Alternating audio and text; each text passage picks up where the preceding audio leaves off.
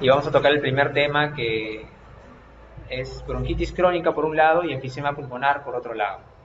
Entonces, lo primero que hacemos siempre aquí en nuestra academia favorita es definir lo que es uno u otro, ¿no? Por ejemplo, bronquitis crónica, ¿qué se entiende por bronquitis crónica, por ejemplo? Primero, el nombre lo dice, bronquitis, estamos hablando de la vía aérea, ¿cierto? Entonces, va a ser una enfermedad, su nombre lo dice, crónica, que va a afectar de forma crónica a las vías aéreas, ¿no? Y las vías aéreas esencialmente se encargan de la ventilación. Por lo tanto, vamos a tratar de deducir de que las manifestaciones clínicas de esta enfermedad van a estar relacionadas con la vía aérea, ¿ya? Y también que van a permanecer por un tiempo determinado, ¿no? La definición que usa el libro que he citado acá, que es el Farreras, define bronquitis crónica como una tos productiva por 3 meses seguidos en 2 años sucesivos, en un paciente donde se haya excluido otras causas de tos crónica. Por ejemplo, otras causas de tos crónica, asma, muy bien. Otra causa de tos crónica, reflujo, muy bien, muy bien. El poco es lo que vamos a tocar ahora. Está bien, poco. ¿Qué más? Una que no tienes que olvidar nunca. Te estás haciendo, me parece bien, pero hay una que no te tienes que olvidar, jamás. Ves a alguien tosiendo, así como yo, todo flaquito, y ya, TB, ¿sí o no? Es la TB andante, amigo. Cuando estés internado vas a hacer la TB andante. Ya, entonces, 3 meses. O, disculpen el delay por la falta de costumbre, pero aquí estamos, dando la hora con otro reloj. ¡Ah! Ya, chicos, ya. No me vaciles, no me vaciles. ¡Hala! Soy malo para esto. Mejor lo dejo así, ¿no? Ahí está. Listo. Esto va a demorar demasiado, parece. Ya seguimos. Y el otro concepto es el concepto de enfisema pulmonar. Y acá sí, esa es una pregunta de examen de salud. ¿Cuál es la definición de enfisema pulmonar? Entonces, enfisema pulmonar es un concepto patológico. ¿Qué quiere decir que sea un concepto patológico? Que el enfisema pulmonar lo vas a ver en una lámina de un tejido. O sea, cuando tú agarres un tejido pulmonar enfermo, hagas un corte, lo lleves al microscopio y le hagas unas tinciones, vas a observar el enfisema. ¿Qué quiere decir? Que describe una alteración estructural en el pulmón. ¿Y cuál es esa alteración estructural? Pues, por un lado, es la destrucción de la unidad alveolo-capilar, sobre todo en los espacios alveolares, y la formación de tejido fibroso, como dice el concepto. Término patológico que describe los cambios estructurales, a veces asociados con la EPOC, asociados con la fibrosis. Estos cambios incluyen el agrandamiento anormal y permanente de los espacios aéreos, distales a los bronquiolos terminales, o sea, a esa unidad, a ese saco alveolar, ¿te acuerdas? Por anatomía, por histología, que se acompaña de la destrucción de las paredes del espacio aéreo sin fibrosis obvia, ¿no? Hay rastros de fibrosis. Entonces, tanto bronquitis crónica como enfisema pulmonar se pueden estudiar como dos entidades distintas, pero juntas constituyen una enfermedad conocida como enfermedad pulmonar obstructiva crónica. Ahora, ¿por qué estas dos enfermedades se agrupan en una sola? Porque distintos tipos de EPOC, ¿no?, tienen diferentes patrones, ¿no? Algunos patrones están más asociados a patrón de bronquitis y otros más asociados a patrón de enfisema. ¿Qué quiere decir esto? Que algunos tienen alteración más en las vías aéreas, la bronquitis, y otros tienen mayor alteración a nivel de los espacios alveolares, los sacos alveolares, al final de los bronquiolos terminales. ¿Okay? Pero se dice que en la enfermedad pulmonar obstructiva crónica existe por lo menos un grado de ambos. ¿Ok? Un grado de ambos. Y para hacerlo un poco más complejo, ya ustedes tienen una idea de lo que es asma, existe también una entidad que se traslapa con el asma y la EPOC. O sea, tenemos por un lado bronquitis, por un lado enfisema y por un lado asma bronquial. Y los tres forman unos tres conjuntos, así como hacía este diagrama de Venn, ¿te acuerdas? y ahí vas a encontrar, por ejemplo, un paciente que tiene EPOC, pero tiene algunas características de asma bronquial.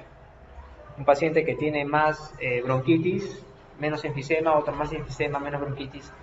¿Cómo lo vas a reconocer? Con tu clínica, o sea, con los signos y los síntomas, ya que ya se aprendió a hacer en semiología. Sí. A ver. Sí, mucho floro. Discúlpame. Me sale así de la nada. Entonces, ambas enfermedades se van a agrupar como una sola, que es el EPOC. Todo esto es EPOC. Suare. Sufro, chicos, lo siento. Ya. Ahora, ¿cuál es la fisiopatología del EPOC? Esto merecería una clase aparte, pero vamos a esforzarnos. Como dice allí, esencialmente es inflamación de las vías aéreas, ¿ya?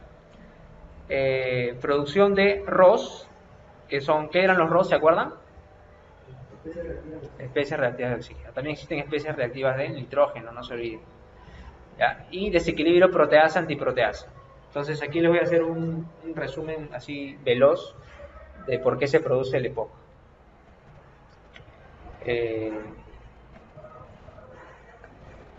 Agrandamos acá. Ya. Tienes tu vía aérea. Parece un intestino eso, pero es una vía aérea, chicos.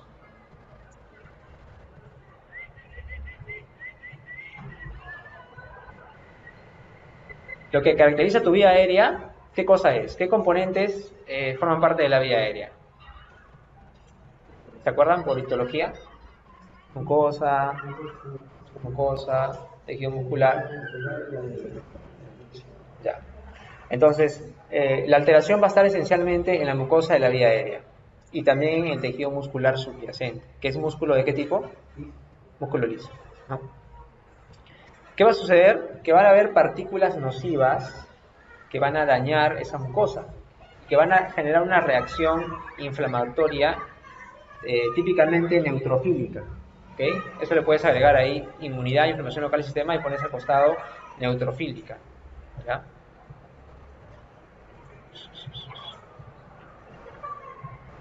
Sí, no debía hacer eso, ¿no? ¿Qué pasó? Claro, sí.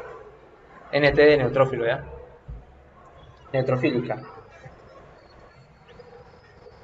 Ya los detalles de cómo que los neutrófilos llegan a la vía aérea es un tema aparte de fisiopatología. Entonces, una inflamación de característica neutrofílica. Ahora, ¿qué tipos de partículas nocivas pueden llegar a la vía aérea? Hay una que nos salta a la vista porque es del día a día, ¿no?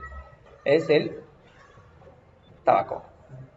Sí, chicos, tabaco y ron, como la canción.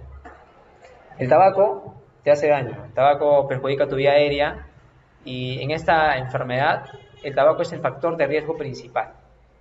Ahora, Dean, si yo fumo hoy día, mañana voy a amanecer con tos, ya, y con bronquitis y enfisema pulmonar. No, sino que tiene que haber una exposición crónica. Y para nosotros aproximar esta exposición de las vías aéreas, utilizamos un índice que se llama índice paquetes año. Índice paquetes año. Entonces aquí lo voy a poner. Índice paquetes año. Voy a ponerlo IPA nomás, ¿ya? El índice paquetes año mide el número de cigarrillos que tú consumes, como dice el índice, por año, ¿no?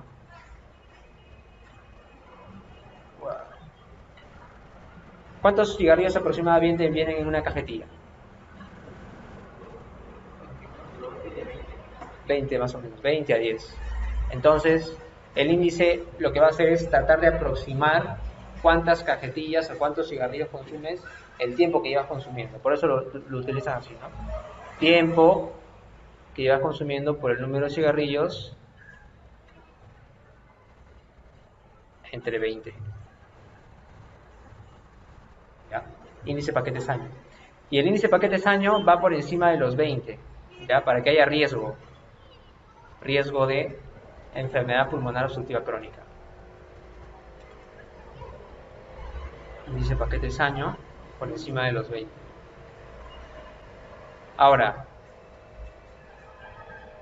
se sobreentiende de que no solamente el tabaco es uno de los factores que va a alterar la vía aérea, sino también existen otros factores nocivos. Por ejemplo, en el Perú, ¿qué otro factor nocivo podría afectar nuestra vía aérea?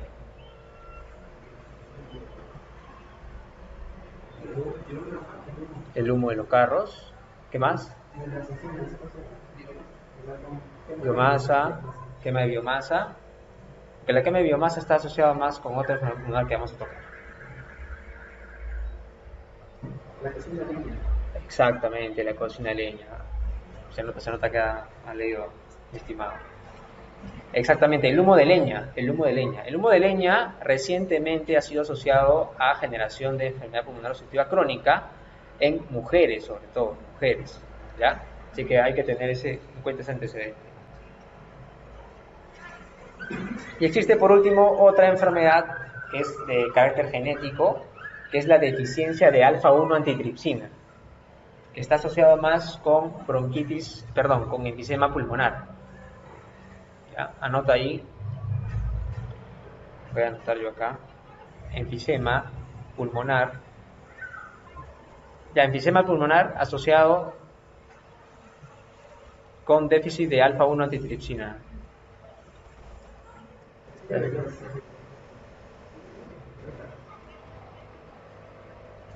Se traba, no sé por qué. Mejor le explico. Wow. Nada, no se entiende nada ahí. Ya, mejor lo borro. Voy a hablar nomás.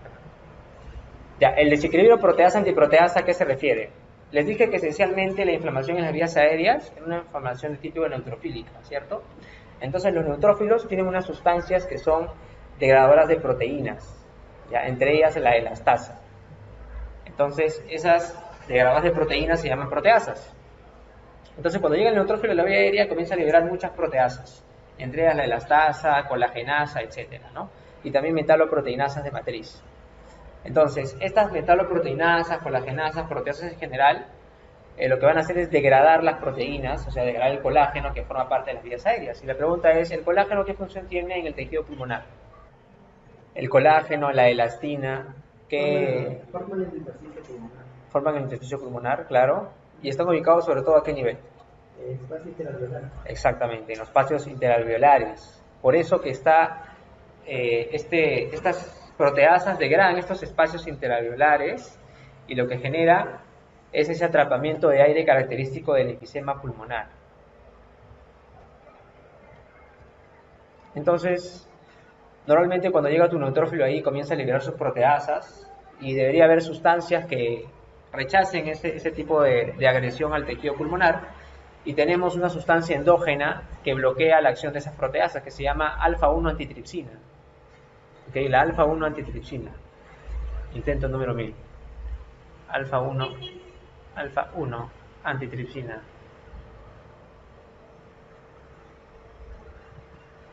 Después no me rindo. Wow. Lo que estoy aprendiendo a escribir, chicos, lo siento. Está bueno. Antitripsina. Hay que adaptarse con esto. Entonces, la alfa-1 antitripsina es una sustancia que puede estar mermada en cantidad o en calidad. Acuérdense de eso, no siempre una sustancia endógena puede estar solamente en cantidad disminuida. Eso puede, por ejemplo, no sé, alguien que tenga deficiencia de algún tipo de proteína en el cuerpo, podríamos decir que es una causa genética, ¿no? Sí, por ejemplo, ¿qué enfermedad monogénica conocen? Una enfermedad que sea deficiente de algún tipo de proteína o que tenga una alteración de algún tipo de proteína del cuerpo. Estamos hablando de las enfermedades que tengan una mutación de una proteína. Solamente una. Son conocidas, son clásicas. Lo han visto ustedes en embriología como las monogénicas, las que tienen herencia autosómico dominante. Claro, puede ser esa. ¿Qué otra más, por ejemplo? Neurofibromatosis. Exactamente. Entonces, ese tipo de enfermedades me refiero. Entonces, la alfa-1 antitripsina, cuando está mutada, entonces no tenemos nosotros cómo contravenir el efecto de las proteasas, de los neutrófilos. Por lo tanto, estas personas con esta deficiencia genética hacen EPOC, pero con un patrón más tirado a la bronquitis o al enfisema, según lo que hemos conversado. Al enfisema. ¿Por qué? Porque no hay la sustancia que va a provocar el efecto contrario a esas proteasas. Y por lo tanto esas proteasas destruyen la elastina, el colágeno, y se genera la destrucción de las paredes alveolares y se produce el patrón anatomopatológico llamado enfisema.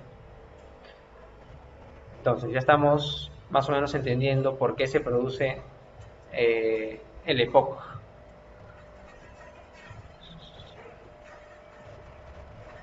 Entonces ahora sí vamos a lo que hemos venido. ¿Qué cosa caracteriza el EPOC? Entonces existen factores de riesgo que ya hemos comentado, que son el consumo de tabaco, ¿no? Tabaquismo y exposición a humo de leña. Tabaquismo y humo de leña. Tabaquismo, más de 20 paquetes año, y exposición a humo de leña. Acá hay un tema que me gustaría ponerlo en bandeja, que es el consumo de cannabis. Sí, para ti, amigo. El consumo de cannabis. No ha dicho a nadie, no he mirado a nadie, por favor. Renato, no he mirado a nadie. Ya. En un congreso del año pasado, se decía ya que definitivamente no estaba asociado el consumo de cannabis, o sea, como, no sé, por vía aérea, vamos a decirlo así, hay que sonar médicos, no estaba asociado al desarrollo de EPOC, pero en realidad los resultados no son concluyentes del todo. Existen estudios que sí relacionan a EPOC y otros que no. Ahorita el consenso es de que no, que tú puedes fumar y no te va a dar EPOC nunca, pero sí puedes hacer reacciones de tipo alérgico, ¿ya? Para los que tienen esa base alérgica. Así que si pueden leer algo sobre eso, infórmate, amigo. Entonces, ¿cuáles son los síntomas que caracterizan al EPOC? Habíamos dicho que hay dos patrones, bronquitis y enfisema, ¿cierto?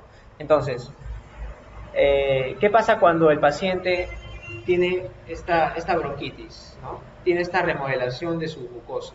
Entonces, la mucosa normalmente, intento número 1000, esta es tu mucosa, esta es tu luz, esta es la tuya y esta es la del EPOC, la hoja grande.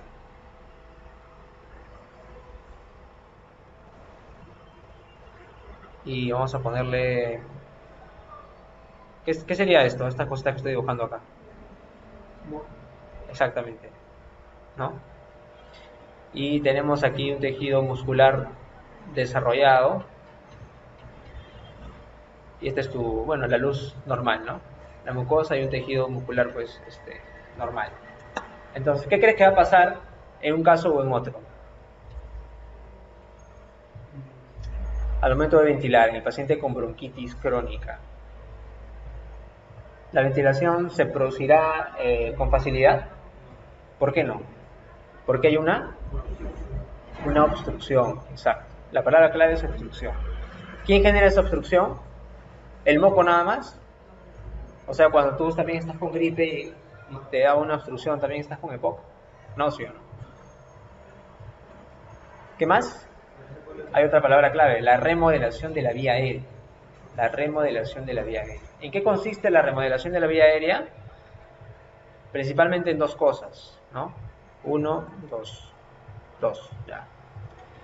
Primero, hay una hipertrofia del músculo liso, ¿ya? Músculo liso. Me odia esta pantalla, no sé por qué. Hipertrofia del músculo liso. ¿Ya? ¿Qué más? Hay una hiperplasia de las glándulas bronquiales que producen este moco. Hiperplasia de las glándulas bronquiales. Hiperplasia. ¿Quieres saber cuál es la molécula que genera esa hiperplasia?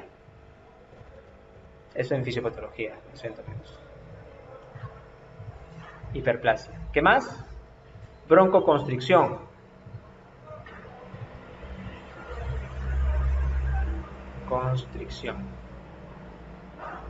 Broncoconstricción, hiperplasia, hipertrofia del músculo liso. ¿Ya? Lo borro porque me siento mal de que veas. Ya. Entonces, con todo esto que te he dicho, vamos a caracterizar a la disnea. ¿Cómo es la disnea en un paciente con EPOC? Es una disnea que se puede producir a mínimos esfuerzos, ¿ya? Pero sobre todo se produce cuando el paciente hace algún esfuerzo extra, ¿ya? Entonces vamos a poner disnea. Ya estoy agarrando mal. Esfuerzos. Disnea esfuerzos, ¿ya? El paciente siempre lo vas a ver cansado, y la disnea, como es un síntoma, es subjetivo. El paciente va a decir, me canso al caminar. No puedo caminar 6 metros porque me canso. No puedo caminar 100 metros porque me canso. No puedo seguirle el ritmo a mis no sé, a los pacientes, no sé, familiares de mi edad, o no puedo cambiarme porque me canso, ¿no? Entonces, la disnea también tiene escalas, ¿ya? Y vamos a revisar las escalas de disnea ahorita. Ahorita nomás lo vamos a revisar porque lo iba a hacer después. Vamos a aprovechar ahorita este espacio que tenemos acá. Entonces, existe una escala de disnea que se llama, sus siglas en inglés,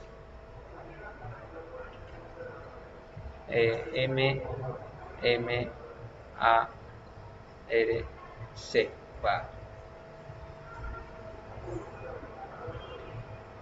Esta escala de disnea me va a agrupar a la disnea en 5 categorías: 0, 1, 2, 3, 4, 5. ¿La 0 qué sería?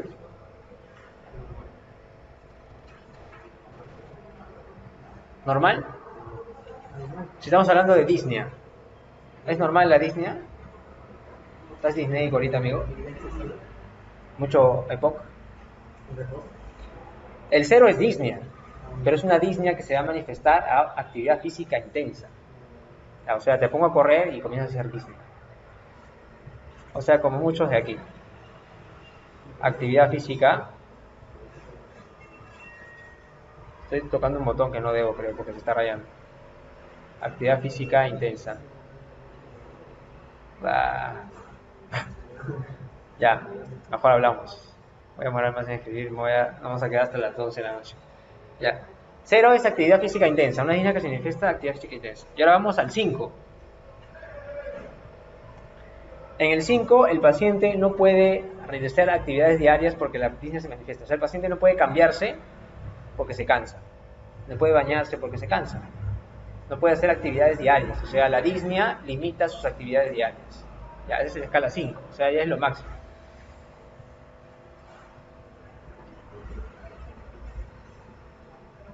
Escala 1, escala 2, escala 3, escala 4.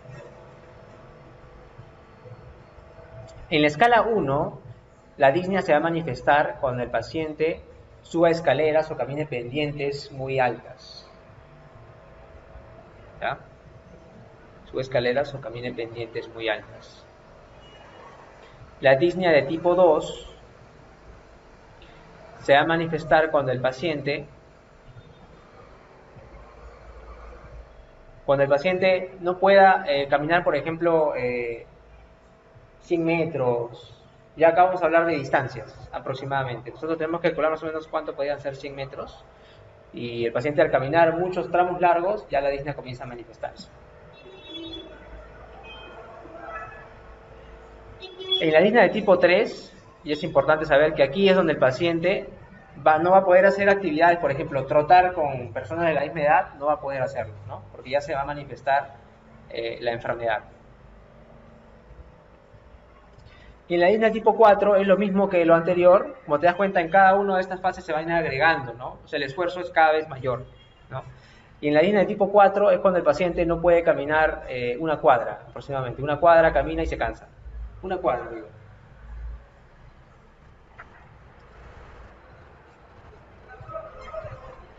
Entonces así estratificas a la disnea. Eso sería lo ideal, ¿no? Pero a veces no se hace, ¿ya? Entonces busca la escala de disnea, repásala, para poder cualificar a tu disnea. ¿Será importante saber qué disnea es? Sí, es muy importante, ahorita lo vas a ver.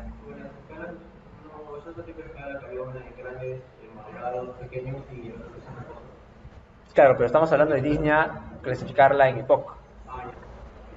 Claro, o sea, tú puedes clasificar, pero por ejemplo, yo te digo, ¿qué cosa es disnea moderada?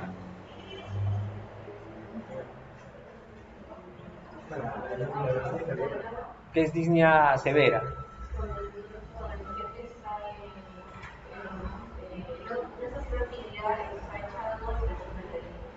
Ya, estamos confundiendo la disnea que se presenta por enfermedad pulmonar con la enfermedad cardíaca. Porque para la enfermedad cardíaca también hay una escala de disnea.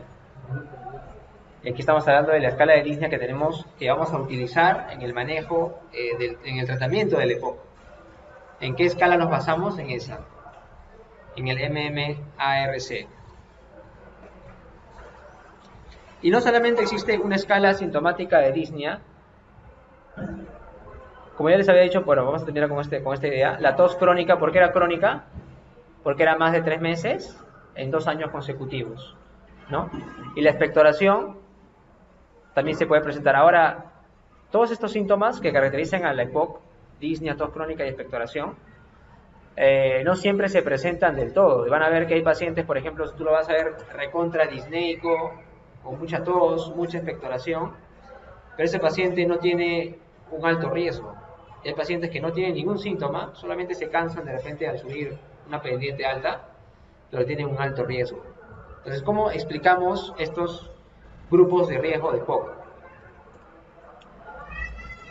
Lo vamos a explicar aquí. ¿Cómo se realiza el diagnóstico de una enfermedad pulmonar obstructiva crónica? ¿Se acuerdan de las pruebas de función pulmonar? ¿Sí? ¿Se acuerdan que era el BEF1, volumen inspiratorio forzado en el primer segundo? ¿Se acuerdan? Entonces, con este BEF1 es que se hace el diagnóstico del EPOC y también con la capacidad vital forzada. Con esta fracción post-broncodilatador, cuando se administra salbutamol típicamente, sea menor a 0.7, podemos hacer el diagnóstico de EPOC. El diagnóstico, más no los grupos de riesgo. La iniciativa GOLD, que no es una guía de manejo, sino es una institución que brinda pautas internacionales acerca de EPOC, sobre su manejo, sobre su diagnóstico, sobre su seguimiento, estratifica según el volumen inspiratorio forzado en el primer segundo a los grupos de riesgo de EPOC. Y como ven ahí en el cuadro, tenemos un GOLD 1, 2, 3 y 4 agrupados en gravedad. Leve, moderada, grave y muy grave. Cuando el GOLD está mayor a 80% del valor esperado, ¿alguna vez han leído una espirometría? Más o menos. En la espirometría te van a salir valores esperados en un cuadrito. Y más que memorizarte los valores esperados, te van a dar la fracción al costado. Entonces no vas a tener que ver y dividirlo si es el 80%, sino vas a ver ahí, por ejemplo, el 80% va a ser 0.8. Y vas a ver si sale 0.5, 0.6, 0.9, no pasa nada. Entonces, cuando es mayor al 80%, o sea 0.8 según el valor referencial, GOL 1, GOL 2 entre 50 y 80, GOL 3 y GOL 4, ahí están las referencias. Cuando es el GOL 3 y GOL 4, estos dos grupos se separan del grupo 1 y 2 porque el grupo 3 y 4 tienen un mayor riesgo de exacerbaciones. Y la pregunta que me tienes que hacer es, ¿ya te vas? No. ¿Qué es una exacerbación? ¿Sí? ¿Qué es una exacerbación? ¿Qué es una exacerbación? Entonces, una exacerbación se define como, intento número 1000, una exacerbación se define como, ¿qué pasa? No me quiere. Como un aumento de los síntomas, de la sintomatología respiratoria. O sea, un empeoramiento de la disnea, un empeoramiento de la tos, un empeoramiento de la expectoración o del patrón que ésta tenga. Por ejemplo, si un paciente pasa de una escala de disnea 0 a 1, eso puede ser considerado una exacerbación. Y no solamente que cambie su estatus funcional, o sea, sintomático, sino que este cambio sintomático conlleve a un cambio en el manejo, o sea, en el tratamiento del paciente. ¿Ok? O sea, si tengo un paciente ya que tiene su EPOC Y un día llega la emergencia y dice, doctor, me canso más de lo que me cansaba. Antes solamente me cansaba al correr un poco, al trotar, y ahora me canso cuando me pongo la ropa. Entonces, ¿ha habido un cambio o no ha habido un cambio? Ha pasado de un 0, 1 a un 5. Ha habido un cambio severo. Entonces, ¿ustedes qué pueden intuir? ¿Cuál puede ser la causa de este empeoramiento de síntomas? ¿El curso natural de la enfermedad? ¿O qué puede explicar este empeoramiento de síntomas? La exacerbación. ¿Qué podría explicar la exacerbación en un paciente con EPOC? Un paciente que lo ves muy bien y de pronto en 3 semanas o 2 semanas el paciente, su disnea está más marcada, tiene más tos, incluso puede tener fiebre.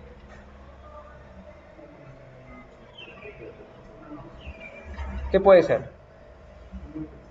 Una infección, lógicamente.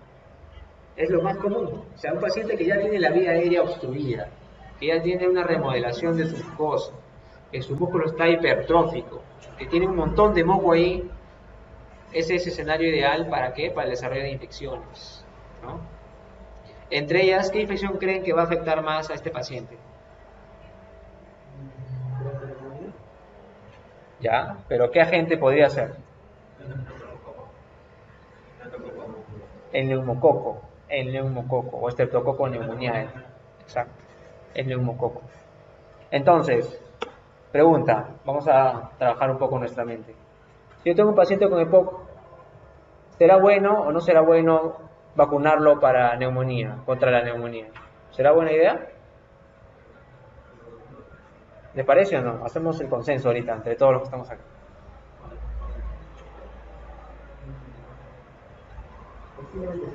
Sí, sí.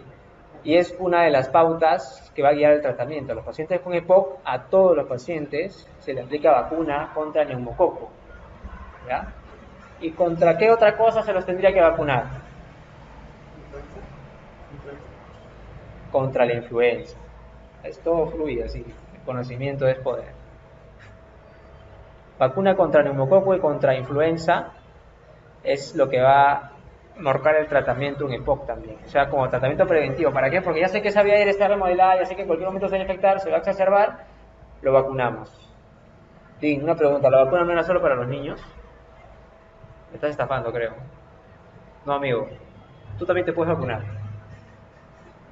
Todos nos podemos vacunar. Tranquilo. O sea, lo único que va a cambiar es que el niño se le vacuna porque recién se expone a un medio ambiente, ¿no?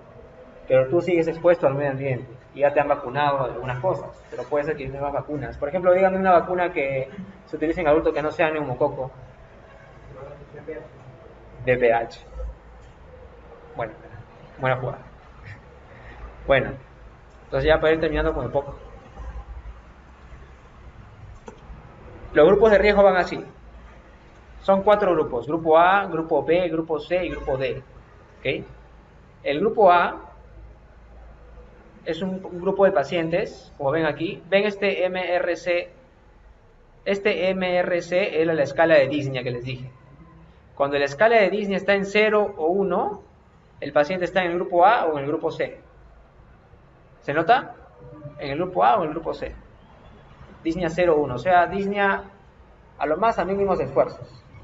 ¿Ok? A mínimos esfuerzos. Pero cuando la disnea es de 2 a más, el paciente está en el grupo D o en el grupo B. ¿Ok? Din, ¿qué cosa es CAT? CAT, pues, gato. No, amigo, no es gato. CAT quiere decir que existe otro sistema, aparte de disnea, que nos va a clasificar los síntomas de POC, que no solamente va a incluir disnea, expectoración, sino también otras variables como dolor torácico, infecciones, etcétera, etcétera. Son como 10 variables, ¿ya? Y la puntuación de esas variables son subjetivas. O sea, tú le das al paciente una especie de cuestionario o tú le haces las preguntas y le dices, señor, ¿su tos cómo está? Tiene a veces tos y lo agrupas tú del 0 al 5. 0 sería no tengo tos y 5 sería tengo mucha tos y así. El 1 sería tengo poca y el paciente tiene que él cualificar su tos. Y así vas con todas las variables. Y el puntaje que obtienes es lo que te va a dar menor de 10 o mayor o igual a 10. ¿Ok? ¿Quieres que te dicte cuáles son esas variables? Ya te las dicto. Acá está. Anota. Del CAT, exacto. Tos, 1. Expectoración o presión torácica, disnea en pendientes o escaleras, limitación para actividades domésticas, seguridad para salir de casa, o sea, al paciente se le pregunta, señor, ¿usted se siente seguro con la enfermedad que tiene poder ir por la calle, ir tranquilo? El paciente te puede decir no, porque, no sé, no, me siento que me canso, no puedo salir, etc. Problemas para dormir, también incluye eso. Y por último, sensación de energía. Como se dan cuenta, es una escala subjetiva. ¿Qué quiere decir CAT? El C es de enfermedad pulmonar obstructiva crónica, o sea, COPT. El A es de assessment, o sea, medida. Y el T de test, o sea, una medida de POC. Cada una de esas variables van del 0 al 5. Del 0 al 5. ¿Ya? ¿Anotaste las escalas de disnea? Entonces, tenemos ya 4 grupos definidos por los síntomas, ¿cierto? Pero también habíamos hablado de ¿qué cosa?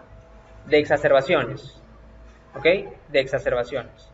Entonces, los pacientes que tengan una exacerbación como máximo al año van a tener menor riesgo de los que tengan más de una, o sea, 2 a más.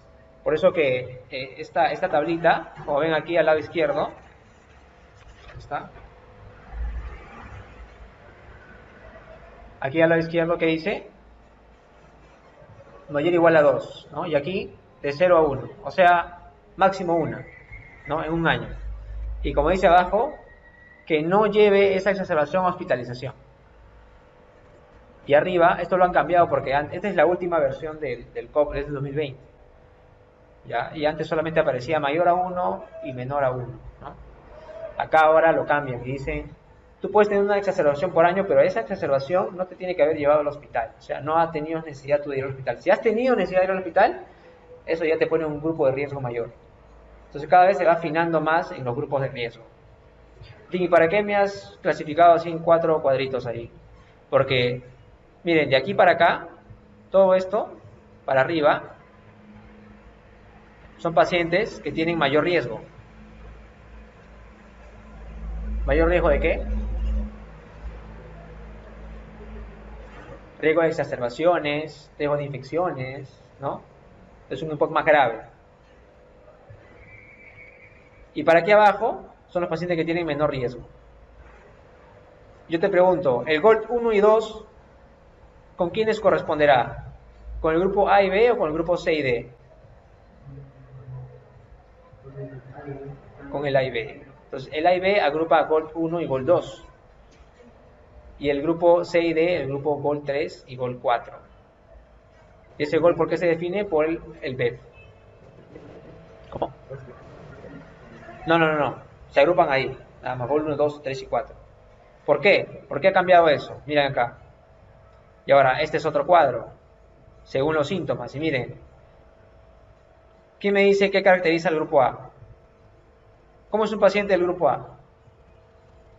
Es un paciente, yo les ayudo, es un paciente que tiene una disnea no muy marcada, es poco sintomático y tiene a lo más una exacerbación por año que no lo conduce a hospitalización y que tiene bajo riesgo, ¿no?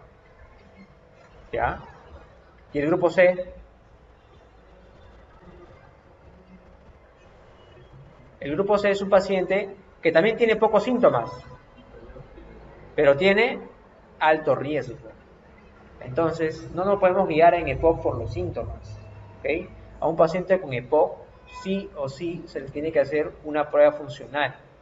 ¿Para qué? Para verificar el patrón respiratorio y ver cómo está ese BEF, ¿no? Para comprobar que ese BEF no está demasiado bajo, debajo de 30 de repente, 30% del valor esperado, o debajo de 50, para no agruparlo en un grupo de alto riesgo, ¿ok?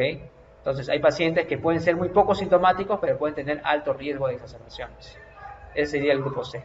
El grupo D, por ejemplo, son pacientes muy sintomáticos y que uno ya sobreentiende que tienen alto riesgo, ¿no? Son pacientes que ya por la enfermedad que está avanzada, ya tiene muchos síntomas y las elevaciones por eso se presentan más de 2 en un año. Y el grupo B son pacientes muy sintomáticos pero que tienen poco riesgo, ¿no? Pocas exacerbaciones, etc. Entonces, según estos 4 grupos, la última actualización del GOLD, que es la iniciativa que les decía internacional para manejar EPOC, brinda los tratamientos según los grupos. O sea, tú para que des un tratamiento, un manejo a un paciente con EPOC, ¿qué es lo primero que tienes que hacer? Sí, es lo que hemos hablado hasta ahorita. Claro, clasificarlo. Pero antes de eso, estamos haciendo un resumen de todo, más o menos. Antes de eso. Antes de eso. Factores de riesgo. ¿Qué factores de riesgo vamos a buscar en ese paciente? Tabaco, exposición a humos, todo lo que pueda generar una alteración en la mucosa. Y ese paciente, agrega un dato más, tiene que tener más de 40 años, según referencia del libro, y más de 55 años, según referencia de la TUDE. Más de 40 años. Bueno. Paciente que tenga más de 40 años y que haya tenido un hábito de tabaquismo, ese paciente ya probablemente tenga EPOC, pero él no lo sabe. Él no lo sabe porque de repente es un paciente poco sintomático. Dice, yo no tengo nada, estoy fumando hace 40 años y no tengo nada. Es un paciente que está en el grupo de pocos sintomáticos, pero con alto riesgo y con un BEF muy bajo. Ya tenemos este paciente, digamos, típico, ¿no? Paciente fumador, que no tiene prueba funcional y aparentemente puede estar sintomático o poco sintomático. ¿Qué hacemos con este paciente? ¿Qué le hacemos? Una prueba funcional. ¿Qué prueba funcional? Una espirometría. ¿Para qué hacemos la espirometría? ¿Para qué?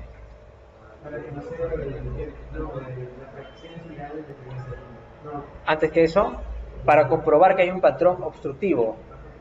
Para comprobar que hay un patrón obstructivo. ¿Y qué me da el diagnóstico de EPOC? Que este patrón, el BEF sobre la capacidad vital forzada, sea menor a 0.7 post-broncodilatador. ¿Por qué post-broncodilatador? ¿Qué pasa si un paciente con asma, yo le hago también la espirometría? ¿Va a salir patrón obstructivo o no? Sí sale, pero después del broncodilatador. Exactamente. ¿Por qué? Porque responde al broncodilatador. En cambio, estos pacientes, sí responden al broncodilatador, pero no es permanente la acción, porque este paciente con asma no tiene la misma fisiopatología que el paciente con EPOC. ¿Ya?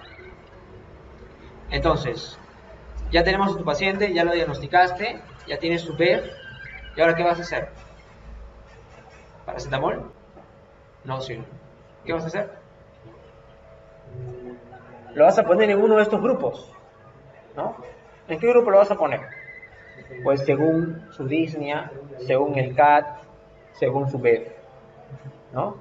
Ya sabes los BEF cómo van, ya sabes, señor, usted en el último año ha acudido al hospital por su enfermedad, no, o sí, ¿no? Y vas tú agrupando, ya esa forma de entrevistar al paciente ya lo vas a adquirir mientras más pacientes conozcas, ¿no? Ya vas a adquirir tu propio método de cómo llegar a obtener ese dato que necesitas. Entonces lo vas a agrupar. Entonces, el grupo más, digamos, con menos síntomas, con menos riesgos, es el grupo A. ¿Qué dice el GOLD 2020 con ese grupo A? ¿Qué le tenemos que dar? ¿Cuál es el tratamiento de elección? Un broncodilatador. ¿Qué broncodilatador? ¿Qué broncodilatadores conoces? Antes que me digan los nombres. Está bien, pero broncodilatadores, beta agonistas, bueno, de acción corta y de acción prolongada. De acción corta y de acción prolongada. Lo de acción corta, ¿cómo se llama? ¿Se acuerdan? Los small action. ¿Se acuerdan? Los SABA. Esos son los de corta duración. ¿Cómo sé que son cortas? El S es small, pues, pequeño. Ahí te acuerdas, ¿ya? SABA. ¿Y los lava qué serán? ¿Lava no es lo que está en el volcán? No, los lava son long action. ¿Ya? o sea, de larga duración. O sea, los ABA son de acción corta y los LABA de acción de larga. ¿Qué SABA es el preferido para estas enfermedades? ¿Cuál es? El albuterol, ¿no? O el salmeterol. O el formoterol. Ninguno de ellos, ¿sí? El salbutamol, tu mejor amigo. Salbutamol. Salbutamol a todo lo que se mueva, amigos. Salbutamol. ¿Y qué LABA conoces? Formoterol, ¿qué más? Pero hay uno que no te tienes que olvidar en EPOC, nunca. Comienza con ese también, salmeterol. Y la pregunta es, ¿por qué el salmeterol?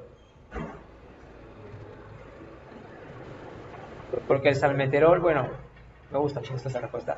Pero lo que pasa es que el salmeterol se puede dar por vía inhalatoria, ¿ya? Por eso se prefiere el salmeterol. ¿Ya? Y bueno, lo que dice nuestro amigo también, la evidencia lo respalda.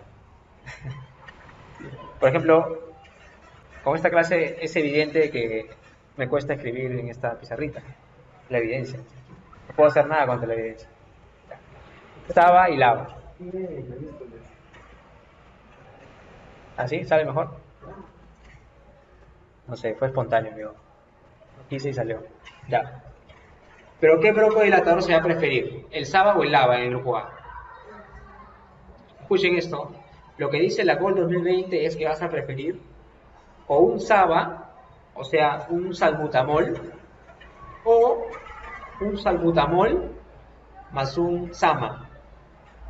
¿Sí? ¿SAMA? Sí, SAMA. Eso me suena a algo conocido. Sí, yo sé, amigo, pero ¿qué es un SAMA? ¿Qué cosa, qué cosa? Exactamente. Entonces, aparte de los SAMA tenemos los SABAs y los LABAs, tenemos los SAMAs y los LAMAs. ¿Lamas? ¿Qué hablas, tío? Tranquilo, tranquilo, amigo, no te emociones. SAMA es lo mismo, S de corta duración y L de larga duración. Pero, ¿qué quiere decir SAMA? Exacto, son anticolinérgicos. Anticolinérgicos de acción corta y acción prolongada. ¿Qué anticolinérgico de acción corta conoces? Dime uno nomás. Comienza con B y termina en bromuro de hipratropio. ¿Cuál? Bromuro de hipratropio, muy bien.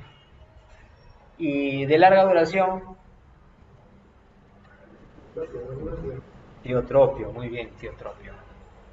Entonces, lo que dice GOL 2020, claro, uno ahí podría decir Nolín, pero ¿cuál es la evidencia de la GOL 2020?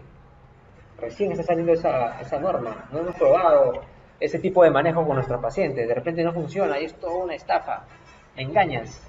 Tranquilo, amigo, tranquilo. Estos estudios ya se basan en estudios pasados, o sea, si 2020 se ha publicado la guía, obviamente es porque estudios anteriores lo respaldan. O sea, mientras nosotros estábamos en nuestro GOL 2018, ya estaban corriendo estudios para la GOL 2020. Y ahorita que estamos aquí hablando de la GOL 2020, ya están estudios saliendo para la GOL 2021. Así que todo cambia, amigo, todo cambia. Entonces, en el grupo A, en la guía anterior, decían que se utilizaba o un beta agonista de acción corta o un anticolinérgico de acción corta. Ahora ya no es así. Ahora usas o tu salbutamol solito o salbutamol más bromuro de hipratropio.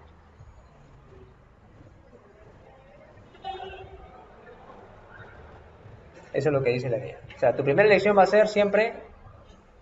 ¿Qué cosa?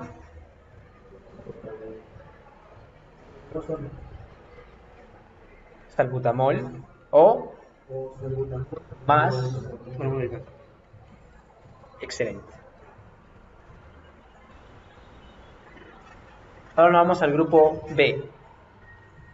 En el grupo B ya no vas a agarrar ninguno de acción corta. Todos de acción larga. Aquí puedes utilizar o un beta agonista de acción larga, o sea, tu salmeterol, o puedes usar, ¿qué cosa? Tu tiotropio, ¿no? Ambos de acción larga. Pero ¿cuál es el que la evidencia respalda más? El LAMA. El LAMA. O sea, te dicen que puedes usar cualquiera de los dos, pero la evidencia respalda al lama. A tiotropio. En el grupo C, y es clarísimo, mira, el grupo C, antes, en las guías anteriores, en el grupo C y el grupo D, a todos esos pacientes, a ambos grupos, cualquier fármaco que se le administraba, se le añadía un corticosteroide inhalado. Un corticosteroide inhalado. ¿Por qué se le añadía un corticosteroide inhalado? Porque iba a frenar esa respuesta inflamatoria, ¿no?, de la vía aérea. Pero ahora ya no se hace eso. Ahora solamente a algunos pacientes se les va a dar o se les prescribe corticosteroides inhalados. Por ejemplo, en el grupo C solo se maneja con LAMA, o sea, casi igual que el grupo B, solo con LAMA. Y en el grupo D, y ahí te estratifican en 3 grupos, puedes darle LAMA más LAVA, y ahí te ponen los asteriscos, y ahí están, ¿no? Considerar si es altamente sintomático, o sea, si tiene un CAT más de 20, darle esta combinación, o sea, un beta agonista de acción larga y un anticolinérgico de acción larga, o sea, un salmeterol más tiotropio. Solo si es muy sintomático, o sea, tiene su CAT más de 20. Y si tiene los eosinófilos mayor de 300, miren, mayor o igual a 300, recién le vamos a dar corticosteroides inhalados. Un poquito en contra de lo que hemos venido haciendo. Bueno, no voy a meter en ese saco mejor, porque lo que nos han venido diciendo las guías anteriores, ¿no?, que era darle corticosteroides inhalados a C y D. Y la pregunta es, ¿por qué ya no se le da corticosteroides inhalados?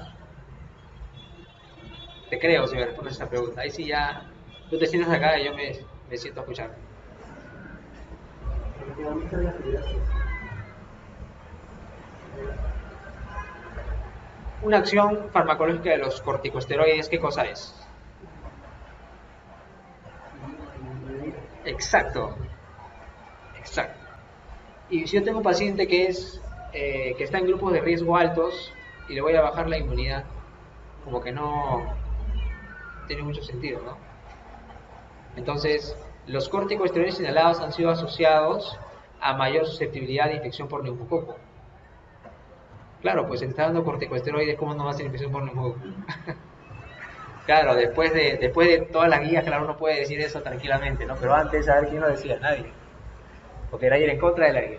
Ahora ya están las pautas actuales dadas. Y las pautas actuales nos dicen, para que le des corticosteroides inhalados, el paciente tiene que ser muy sintomático. Muy sintomático. Nos hemos tirado casi 45 minutos solamente en este tema. Y eso que ni escribí. ¿Tiene alguna pregunta sobre EPOC para pasar al siguiente? ¿Algo que no les haya quedado claro?